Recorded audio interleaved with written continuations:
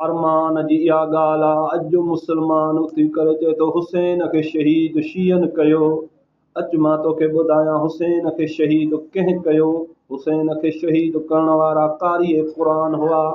हुसैन खे शहीद करण वारा निमाज़ी हुआ, जेके निमाज़ पढ़ी करे हुसैन खे शहीद पिया कनि। ऐं जंग जे वेले हुसैन ॾे इहे ख़त पिया लिखनि त हुसैन असां सां जंग में तकड़ कर, असांजे निमाज़ जो टाइम क़ज़ा थो थिए।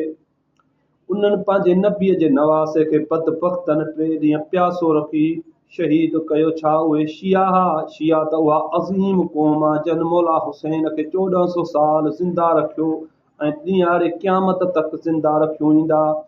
तूं शीयनि जे बुग़्ज़ में मुला एतिरो किरी पियो आहे जो शीयनि खे घटि वधि थो ॻाल्हाईं।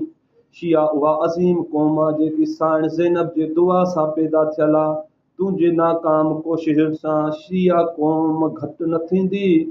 तूं हरू भरू हुसैन जहिड़े अज़ीम मौला जे बचिड़े ते इहा तुहमत न हण के हुसैन खे शीयनि क़तलु कयो। हुसैन खे शिया क़तलु करण वारा न हुया।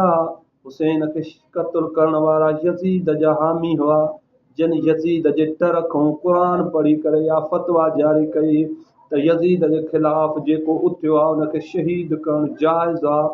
ऐं नबीअ जे नवासे खे 3 ॾींहं प्यासो बोखियो रखी रण में शहीद कयो वियो ऐं उन शहादत खे लिकाइण जो रंग ॾिनो वियो।